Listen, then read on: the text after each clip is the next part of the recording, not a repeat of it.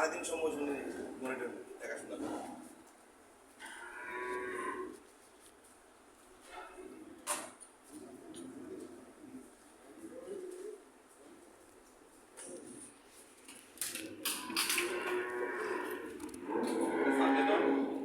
পরামর্শ দিল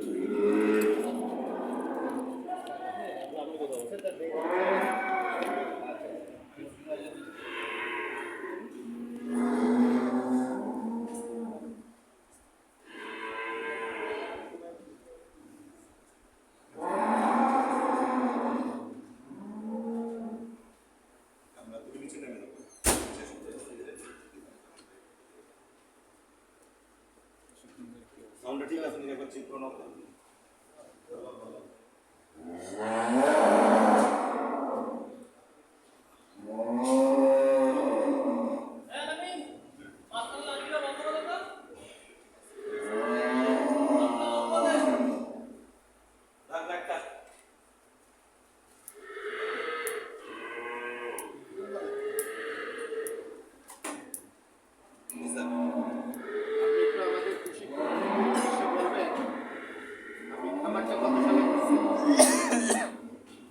অবস্থায় আপনার খামারে কতটা গরু ইনভেস্ট এখন আপনার খামারে কতটা গাভী আছে, যে খামার আপনি করছেন এই অবস্থায় আপনি কত কি ধরনের পুঁজি এখান থেকে বাইর করতে পারছেন কিনা সেটা যদি বলবেন, এবং আমাদের প্রশিক্ষণার্থীকে আপনি এই জিনিসটা জানাবেন যে আসলে গরুর খামার পরে সামনে এগিয়ে যাওয়া সম্ভব কিনা, এই জিনিসটা আপনার একটু ভালো করে। ধন্যবাদ স্যারকে। আমার পরিচয়টা আগে দেই। আমার নাম হলো শাহিন রেজা রুবেল। আমার ঠিকানা হলো নীলফামারী জেলা ডোমার থানায়। আমার খামারটা ডোমারে বক্কর মোড় ফরেস্ট পাড়ে অবস্থিত। তা আমরা যারা আসলে খামার করতে চাচ্ছি, যারা আমরা আমার ছোট ভাইয়েরা যারা নতুন উদ্যোক্তা, নারী পুরুষ উভয় কিন্তু এখন সারা বাংলাদেশে খামার করতেছে। যারা নারীরা আছে, ম্যাক্সিমাম ভাইয়েরা দেখবেন যে প্রবাসে আছে, এই ভাইদের ওয়াইফরা কিন্তু বাসায় 2টা 4টা 5টা করে গাভী পালন করতেছে এবং স্বাবলম্বী হয়েছে। এই গাভীর একটা সেক্টর, এমন একটা সেক্টর, এখানে যদি ভালো কিছু করা যায় আপনাকে অনেক উপরে নিয়ে যাবে। আর যদি ভালো কিছু করতে না পারেন, যে টাকা আছে টাকা পুরাই যাবে। ঠিক আছে? আর গাভী কেনার জন্য প্রথম জিনিস হলো গাভী চেনার অভিজ্ঞতা লাগবে খামার করতে গেলে। আর গাভী যদি ভালো হয় আপনি ডে বাই ডে বড় হতে পারবেন। আর আমার ব্যাপারটা আমি বলি, আমি 2005 সালে খামার শুরু করি। আমার স্টার্টিংয়ে গরু ছিল একটা, অনলি 65,000 টাকা দাম। তার পরবর্তীতে আমার 1 বছরের মধ্যে পর্যায়ক্রমে 3টা গাভী হয়। 3টা গাভীর মূল্য ছিল 3.5 লাখ টাকা। এর বাইরে আমার বাবা 1 টাকাও আমাকে আর দেয়নি। আমার বাজারে অনেক ব্যবসা আছে, আবার আমাদের কসমেটিক্সের হোলসেল ব্যবসা। আমার 4টা প্রতিষ্ঠান আছে, 4টা প্রতিষ্ঠানে আমার 48 জন স্টাফ আছে যারা আমার পার্মানেন্ট চাকরি করে আমার। এবং এই খামারটা আমি আলাদাভাবে করছি।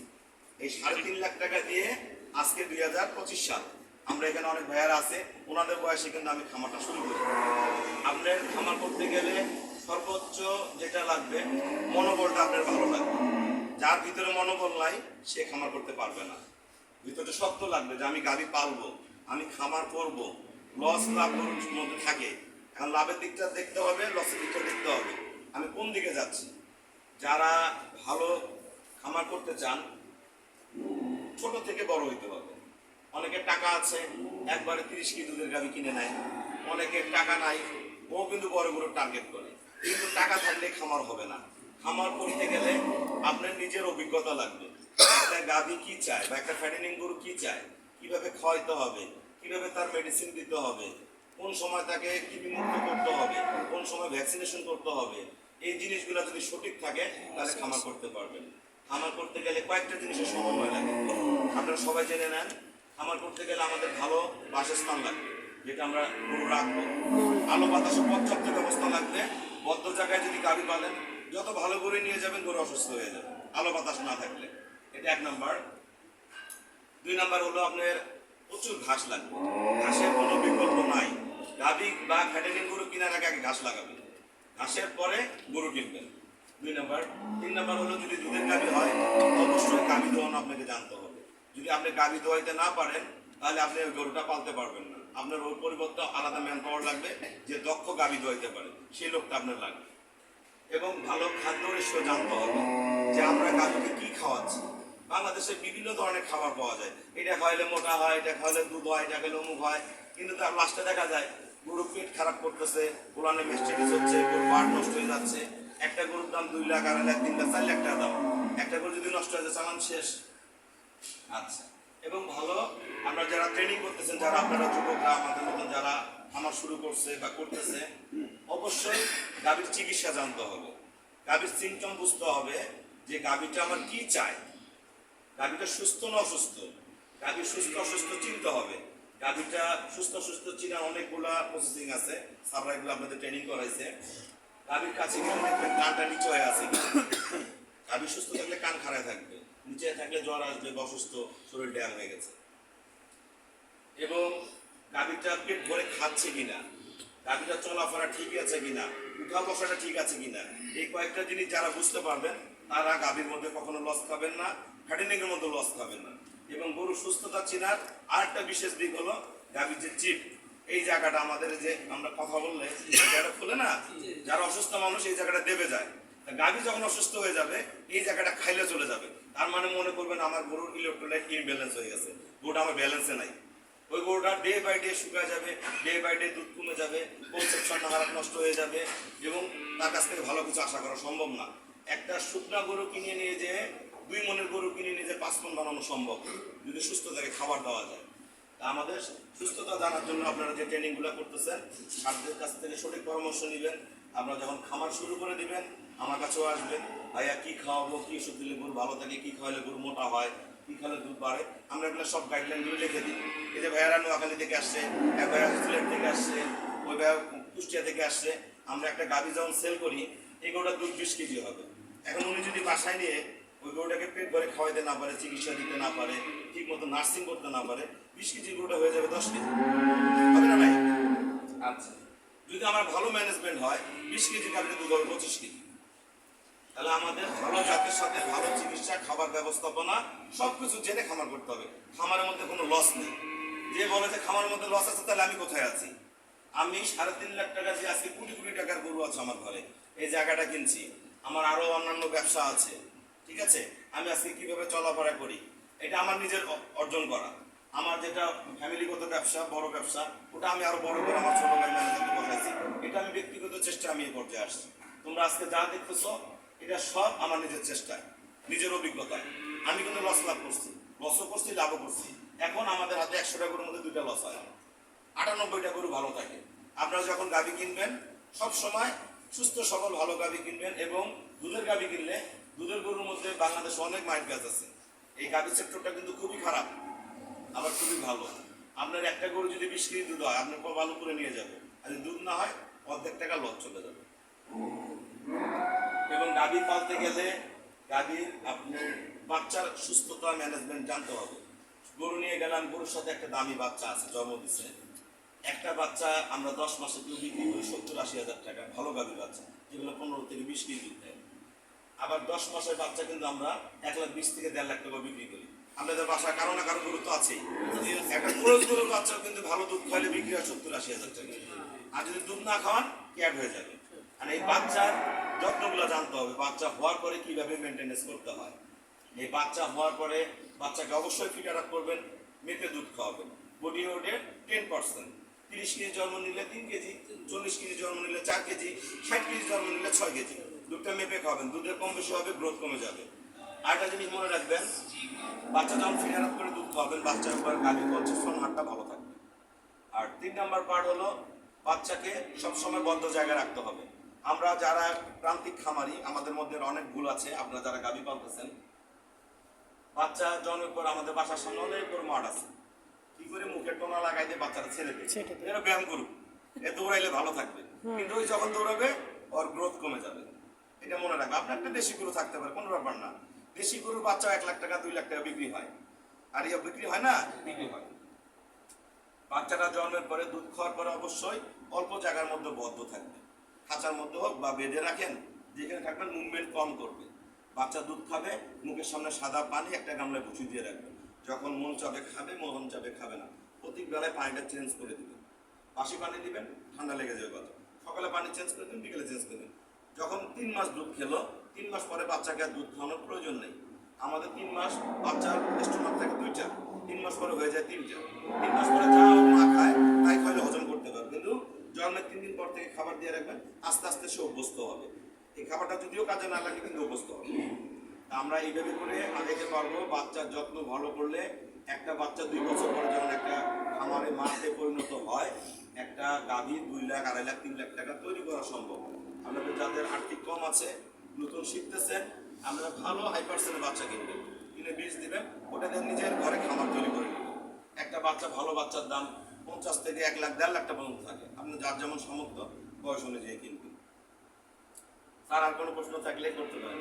এখন আপনার খামারে কতটা গরু আছে, পার ডে কি ধরনের টাকা তাদের পেছনে ব্যয় হচ্ছে, আপনি দুধ বিক্রি করে কত টাকা পর্যন্ত পাচ্ছেন? আচ্ছা, আমার এই খামারটা আমরা যখন 5 সাল থেকে 15 সাল পর্যন্ত খামার করি, আমার খামারে পর্যায়ক্রমে 20 সালের পর্যন্ত আমার দুধ ছিল 800 লিটার। যখন আমি স্টার্টিং করি তখন আমার দুধ ছিল মাত্র 7 লিটার। আচ্ছা, 800 লিটার দুধ ছিল। এটা আমার বিভিন্ন দীপ্ত টিভিতে বিভিন্ন চ্যানেলে আমার উপস্থাপনা দেখবেন। আমরা 800 কেজি দুধ দিয়ে আমি 15 সাল পর্যন্ত আগে ডেয়ারি সেক্টরে ছিলাম।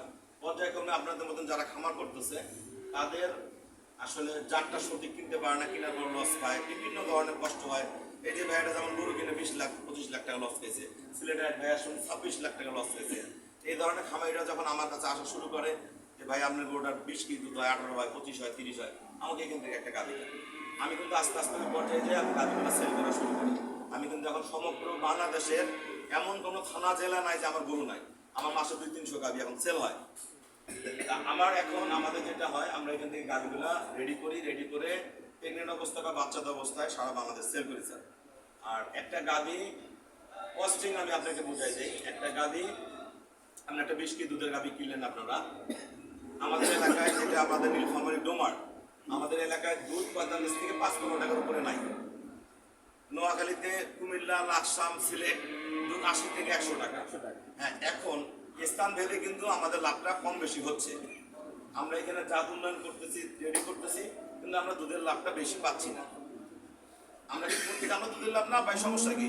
আমরা ভালো রেডি করে এরকম যে সার আসছে, সারদের হাতে আমরা বিভিন্ন জায়গায় সেল করব, আমাদের লস নেই। একটা গাভি যদি 20 কেজি দুধ দেয়, ঢাকা শহর বা বিভিন্ন জায়গায় যেমন 80 টাকা বেচে, 80 টাকা করে 20 কেজি দুধের দাম 1600 টাকা। তোমার একটা 20 কেজি দুধকে প্রতিদিন খাওয়াইতে গেলে 600 টাকা খরচ হবে, এর নিচে হবে না। কেউ যদি বলে 200-250 টাকা গাভি খাওয়ালে 20 কেজি দুধ হবে, এটা বিশ্বাস করবে, কারণ 50 টাকার নিচে বাংলাদেশে কোনো খাবার নেই বর্তমান। আচ্ছা, 1600 টাকা যদি চলে যায়, আমাদের পার ডে থাকবে 1000 টাকা, তাহলে মাসে কত? 30,000 টাকা। আমি যদি কোথাও চাকরি করি, আমি বেতন পাবো 30,000, 25,000, এইরকম স্যালারি পাবো। তোমার একটা ভালো গাভিতে কর্মসংস্থান তৈরি করলাম, মাসে থাকলো কত? 30,000 টাকা। 20 কেজি দুধের গাভি, একটা 20 কেজির গাভি কিনতে গেলে টাকা লাগে 2,30,000 থেকে 2,70,000-80,000 টাকা পর্যন্ত, মানে ছোট বড় হিসেবে। আপনারা যারা খামার করবেন, একটা গরু দিয়ে বুঝাই দিলাম। এখন আপনাদের আর্থিক অনুযায়ী পর্যায়ক্রমে শিকার করে আস্তে আস্তে ধাপে ধাপে আমরা 5টা করেন 10টা করেন, আপনার আপনার আর্থিকের উপরে নির্ভর করবে। কিন্তু একটা খামার প্রতিষ্ঠিত হতে গেলে 3 বছর সময় লাগে। 3 বছরের আগে আপনারা কেউ বিনার হতে পারবেন। 3 বছর যখন যাবে, আপনার ঘরের গরু যখন আবার বাচ্চা দেবে, পুনরায় 2বার 3বার, আপনার ঘরের গাভীর বকনা যখন বাচ্চা দিবে, আমরা তখন প্রতিষ্ঠিত। এর বাইরে গাভীর মধ্যে কিচ্ছু নাই। আর যারা ফ্যাটেনিং করবেন, একটাই মনে রাখবেন, বাংলাদেশে বর্তমান ফ্যাটেনিং শুকনা গরুগুলোর দাম অনেক বেশি, আর খাদ্যের দামও অনেক বেশি। কিনতে গেলে শুকনা গরুর দাম বেশি, বেচতে গেলে মোটা গরুর দাম কম। যাদের এলাকায় মাংসের দাম ভালো, যাদের নিজস্ব মাংস বিক্রি করার ব্যবস্থা থাকবে, তারা ফ্যাটেনিংয়ে যাবে, আনুষঙ্গিক আপনারা ডেরিতে যাবে। বছর গেলে একটা বাচ্চা পাবি নিলাম, দুধের টাকা আমাদের এলাকায় কম থাকলেও টাকা থেকে যাবে। ঠিক আছে, আপনারা ডেয়ারি সেক্টরে আসতে পারেন, ফ্যাটেনিং করেন, যাই করেন, ভালো যত্ন সহিত গাভী লালন পালন করেন। এখন শাহিন ভাই অনেক কথা আমাদেরকে বললো, আপনাদের মধ্যে থেকে যদি কারো প্রশ্ন থেকে থাকে আর প্রশ্ন থাকলে করতে পারেন। করতে পারেন। হ্যাঁ, মনিরুল বলো। না বলুন। আমার একটা প্রশ্ন ছিল, যেটা হচ্ছে আপনি যে বললেন যে গরুকে আপনারা হচ্ছে মাতৃকালীন অবস্থায় বিভিন্ন জায়গায় পাঠাতেন বা সেল করে দিতেন, তো সেক্ষেত্রে কি কোনো বাধার সম্মুখীন হতে হয়? গরুটা দেখা যাচ্ছে আমাদের বাংলাদেশের প্রেক্ষাপটে যে ট্রাক অথবা হচ্ছে আমরা যেটাকে বলি মাহিন্দ্রা বা এই জাতীয় গাড়িগুলোতে আমরা মূলত গরুকে এক স্থান থেকে আরেক স্থানে নিয়ে যাবে। তো সেক্ষেত্রে কি কখনো হয়েছিল যে গরু অসুস্থ হয়ে গেছিল বা এই ধরনের দুর্ঘটনা? আচ্ছা, সুন্দর প্রশ্ন করছে। আমরা এখান থেকে গরু এই যে নোয়াখালী যাবে, আমাদের প্রতিদিন 2-3 গাড়ি গরু সারা বাংলাদেশে। কালকে আমার গরু গেছে খাগড়াছড়ি গেছে, লাকসাম গেছে, নোয়াখালী গেছে। এরা পুনরায় গরু কিনছিল, ফোনে আবার কিনছে, আসেও নাই। এখন এই ট্রান্সপোর্ট ব্যবস্থার মধ্যে অনেক ঝামেলা আছে। এখন বিভিন্ন জায়গায় গাবি কিনলে দেখা গেল এই যে ভাইরা আসতো আমার কাছে দুইটা, সারে কিন্তু গরু কিনছে দুইটা, নোয়াখালী যাবে। নোয়াখালী এখান থেকে অনেক রাস্তা। তো এই গরুটা যদি ডাইরেক্ট আমরা নোয়াখালী পাঠাই দেই, গরু অসুস্থ হয়ে যাবে 100%। আমাদের যারা আমি ব্যবসা করি, আমার মাসে 200-300 গাবি সেল হয়। আমরা জায়গা তৈরি করছি। আমরা এখান থেকে 7 ঘন্টার উপরে গরুকে জার্নি করানো যাবে না। এই ভাইরা কিন্তু টাকা দিয়ে চলে গেল। এই যে এক ভাইয়ের আসছে যে এখন টাকা দিল, উনি গতবার ফোনে কিন্তু আজকেও কিনলো, টাকা দিয়ে চলে যায় ভাইয়ারা।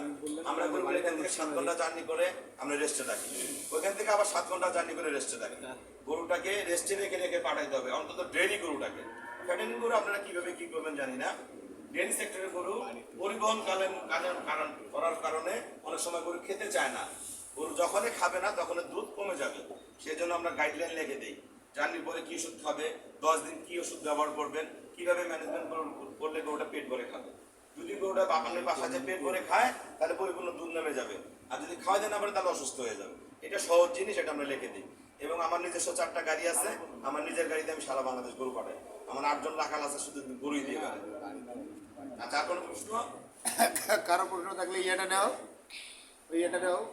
আপনার এই খামার ব্যবস্থাপনার জন্য আপনার কেমন লাগে?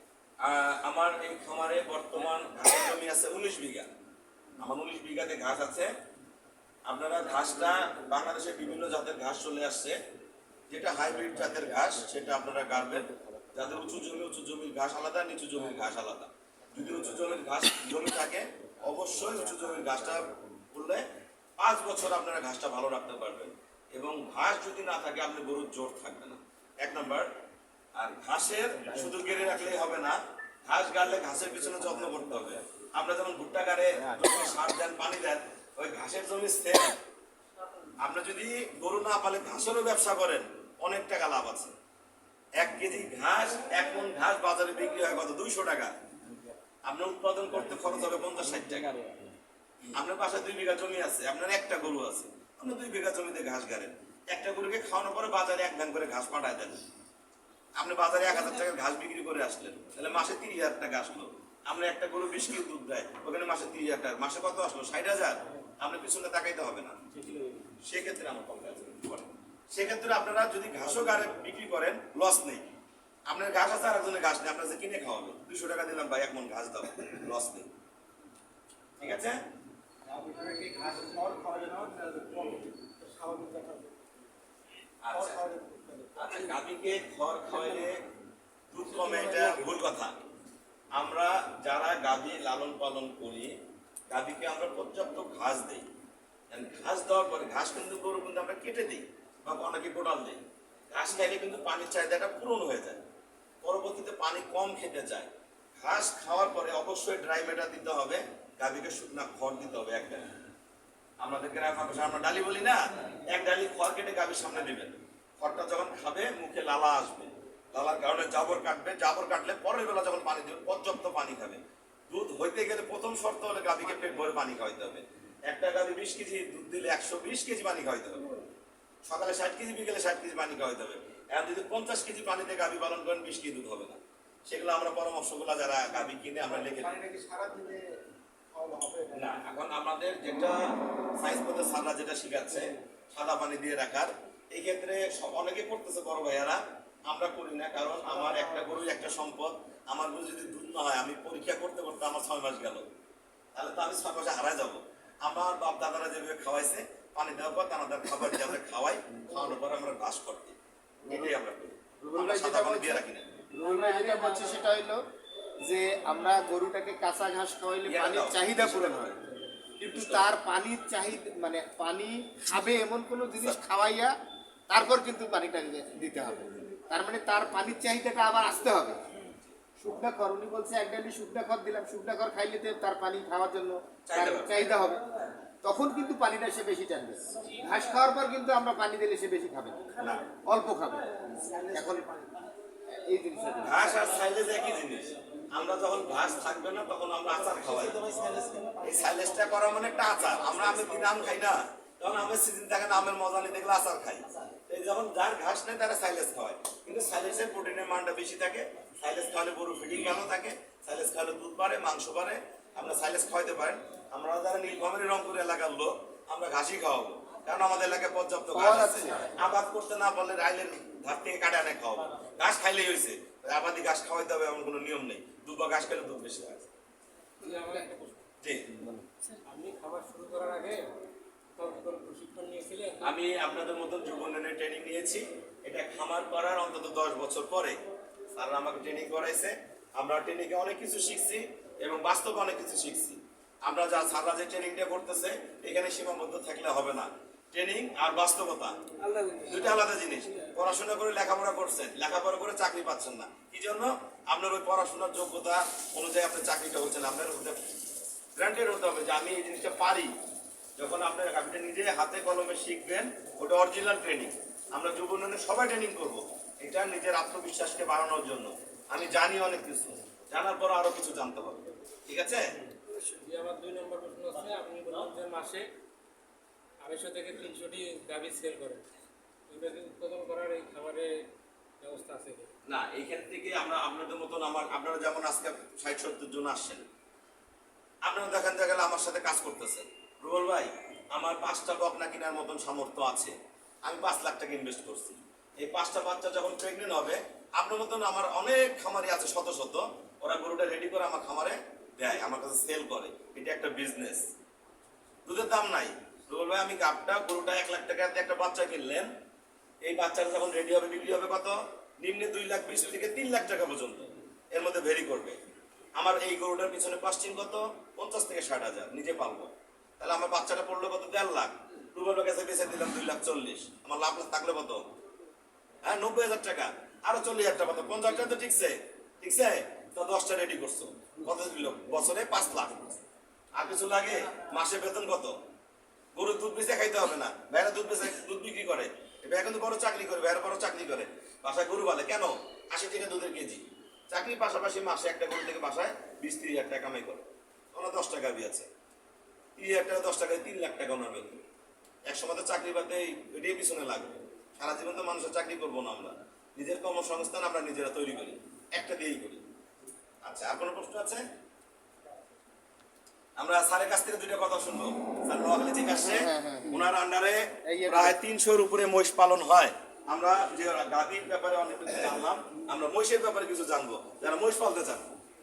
বসেন স্যার, বসেন, সমস্যা নেই, আমরা সবাই। ধন্যবাদ স্যারদেরকে আমাকে কথা বলার জন্য, সুযোগ করার জন্য ধন্যবাদ। শ্রদ্ধেয় বড় ভাই রুবেল ভাইকে, খামারের সম্মানিত মালিক ভাই কিন্তু আপনাদের লাভের কথা, প্রফিটের কথা, কেমনে ভালো থাকবেন সেগুলো বলতে। আমি কিন্তু আপনাদেরকে পরতে যেসব সমস্যাগুলো পড়বেন, গর্তগুলো, আমি সেগুলো বলে দিচ্ছি, একটু বিষয়গুলো খেয়াল করেন। প্রথমত কিন্তু যখন আপনারা একটা ঘর করেন, এই ঘরটা থেকে দেখেন প্রত্যেকটা গাভীর পিঠ থেকে চালের উচ্চতা কতটুকু, কমপক্ষে 10 ফিটেরও বেশি, ঠিক কিনা? দেখেন উনি টিন ব্যবহার করছে কিন্তু অ্যাসবেস্টাস বুঝছেন, সিমেন্টের টিনগুলো। এখন আপনি কিন্তু এখানে দেখে চলে যায় কিন্তু খামার তৈরি করে ফেললেন কিভাবে? বাজারে যায় সবচেয়ে ভালো টিন কিনছেন, অ্যারাবিয়ান হর্স KYC।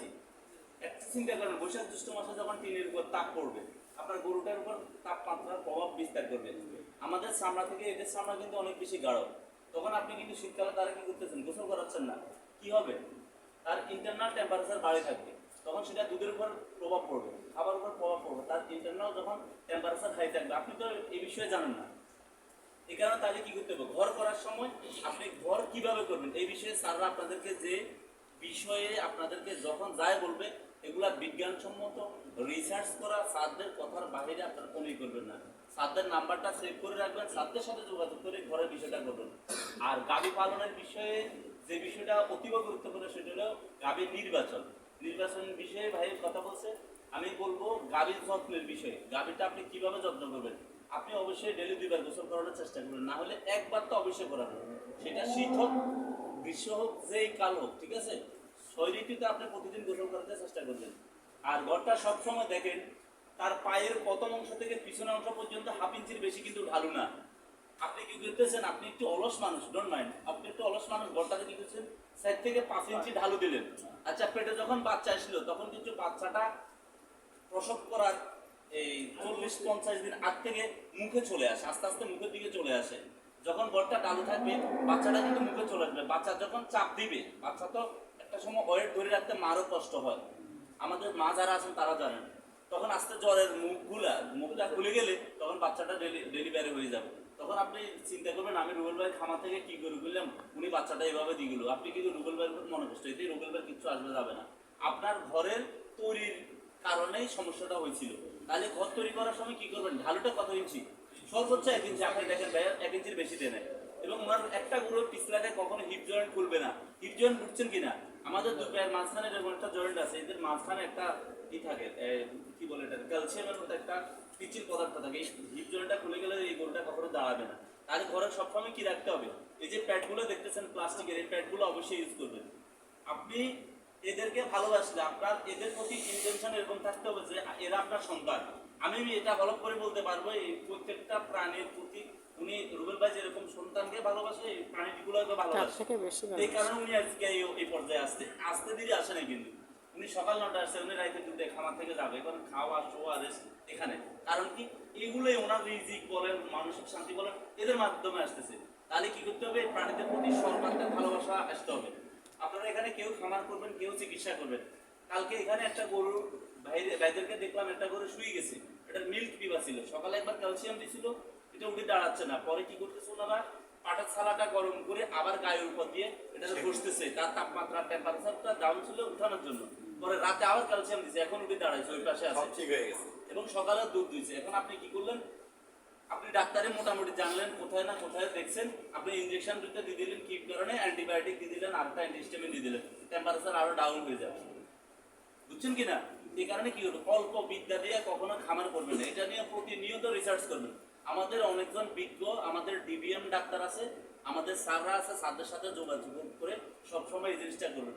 যখন একটা বাছুর হবে, বাছুর দেয়ার ইয়ের ভিতরে কয় ঘন্টার ভিতরে কোলেস্ট্রাম খাবেন, মানে হচ্ছে যে এই যে শাল দুধটা আছে না, কতক্ষণের ভিতরে খাওয়াবেন। তারপরে তার নাভির পরিচর্যা কিভাবে করবেন, সকাল বিকাল নাভিতে বায়োডিন দিতে হবে, এই জিনিসটা মাথায় রাখবেন। তারপরে বাছুরটার বয়স যখন 30 থেকে 35 দিনের মধ্যে, তখন একটা বিষয় খেয়াল করবেন, এই যে সে এতদিন দুধ খাইছে, তার পেটের ভিতরে ছোট ছোট কৃমি হয়, আমরা গুঁড়া কৃমি বলি। এই কৃমিগুলোর জন্য তাকে কৃমির পাউডার পাওয়া যায় বাজারে, গ্রুপের নাম হচ্ছে পাইপেরাজিন সাইট্রেট। এই পাউডারটা ব্যবহার করেন। 45 দিন পরে আপনি অ্যালবেন্ডাজল গ্রুপ আছে, ওটা লিকুইড ফর্মে আছে, গোলাস ফর্মে আছে, যেটা খাওয়াবেন। 3 মাস পর পরে অবশ্যই কৃমি ওষুধ ব্যবহার করবেন, ঠিক আছে? এত বড় গরু যদি একটা বাচ্চা হয় 15-20 কেজি, তখন আপনার এই ভাইয়ের উপর একটা মনোকষ্ট আসবে। এটার জন্য দায় সম্পূর্ণ আপনি, কেন রুবেল ভাই না। কেন না, একটু বিষয়টা খেয়াল করেন। আপনাদের আপনাদের না, বাংলাদেশে একটা সিস্টেম আছে কি, পেটে বাচ্চা আসলে কৃমি ওষুধ খাওয়ানো যাবে না। আচ্ছা, যারা কৃমি ওষুধটা তৈরি করছে এরা আমি আপনার থেকে অনেক বেশি বিজ্ঞ না? অবশ্যই বিজ্ঞ। তাহলে কি করবেন, 4 মাসে একবার কৃমি ওষুধ ব্যবহার করবেন, 7 মাসে আবার কৃমি ওষুধ ব্যবহার করবেন গর্ভকালে। তাহলে কি হবে, মাও ভালো থাকবে, কারণ কৃমি কখনো খারাপ জিনিস খায় না, এটা মাথায় রাখবেন। কৃমি সবসময় ভালো, শরীরের সবচেয়ে ভালো জিনিসগুলো কৃমি খাই ফেলে। এই কারণে এই 4 মাস এবং 7 মাসে কৃমি ওষুধটা ব্যবহার করবেন। আর বাচ্চা দেওয়ার পরে যেসব বিষয়গুলো সেসব বিষয়গুলো অবশ্যই করবেন। এই একটা চ্যানেল আছে, আমরা আসলে ওই চ্যানেলটা দেখি উদ্বুদ্ধ হয়েছি, না যে আমি এর আগে আমার যে উদ্দেশ্যে কখনো নীলকমারি আসে নাই। গতকাল আসে আমরা একদম 1টা-2টা পর্যন্ত ছিলাম, এখানে দেখে গেছি। তখন ভাই বলছে যে কালকে আবার আসেন। মূলত এখানে উনি আমাকে আগে দেখেন, আমি দেখিনি, শুধু ওনার ইগুলো দেখছি, ভিডিওগুলো দেখছি, আশেপাশে খবর নিয়েছি। সবাই বলতেছে যে আমরা যাই বলছে এর থেকে 2-1 লিটার দুধ দিচ্ছি, এই জন্য আমাদের এখানে আসা।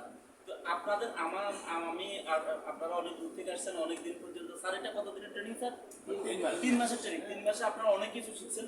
আমি এই আপনাদেরকে আসলে মানে ক্ষুদ্র একটা বিষয় বলছি কি, গাভীর যত্ন, তারপর হচ্ছে বাছুরের যত্ন, গৃহ নির্মাণ, এগুলো নিয়ে ছাত্ররা আপনাদেরকে বিশদভাবে বুঝাইতেছে। আর আপনারা মোটা তাজাকরণের বিষয়ে যদি করেন, জাত উন্নয়নের বিষয়ে করবেন, দেশে শাহিওয়ালটারে বেশি গুরুত্ব দেয়, শাহিওয়ালের বাছুরগুলোর গুরুত্ব দেয়, শাহিওয়ালের বাছুরগুলো কিনবেন, চুলটা দেখবেন, গলকম্বলটা দেখবেন, এটা যত বেশি সুন্দর এটা রেট তত বেশি। বিক্রি করার আগে একটু জিংটিং খাবেন ভালো মানের, যেটা মনে করেন, আমি কোনো কোম্পানির নাম বলবো না, যেটা ভালো মনে করেন, দাম যেটা বেশি। তবে সবসময় একটা জিনিস মাথায় রাখবেন যে আপনি ভালোবাসলে এরা আপনাকে ভালোবাসবে। কথা বুঝছেন কিনা? একতরফা ভালোবাসা দিয়ে হয় না। অনেক সময় দেখবেন দুধ না দিলে অনেকে গরুরে মারে, কিন্তু দুধ না দেওয়ার পিছনে কারণটা কি জানতে হবে। এই বিষয়টা জানতে হবে। আপনি যখন এটা পালতে বড় ভাই কালকে একটা গরু বের করছে, বলতেছে যে এটা এই সমস্যা, আসলে কিন্তু ওর সমস্যা। একবার কিন্তু ধরতে না হবে। জানলে রোগ ধরতে উনি হবে কিন্তু একবার। না জানলে এটা উনি খামার থেকে এটা বের করে দিয়েছেন। আবার জানে এটাতে ওনার ভালো হইতে পারে, নাও হইতে পারে। সুতরাং ওনার ওষুধে লস 5-7 হাজার 10 হাজার টাকা এখানে খামার থেকে বের করে দিয়ে উনি এটা করে দিয়েছেন। মায়া করে লাভ না, ভিতর থেকে সম্পূর্ণ এদের প্রতি ভালোবাসা থাকতে হবে, মায়া মমতা সব কিছু দিয়ে যখন আপনি এদেরকে করবেন। যারা ডাক্তারি করতেছেন তাদেরকে বলতেছি, কখনো মানুষ কেউ এখানে ডাক্তারি করেন কিনা একটা হাত তুলেন তো।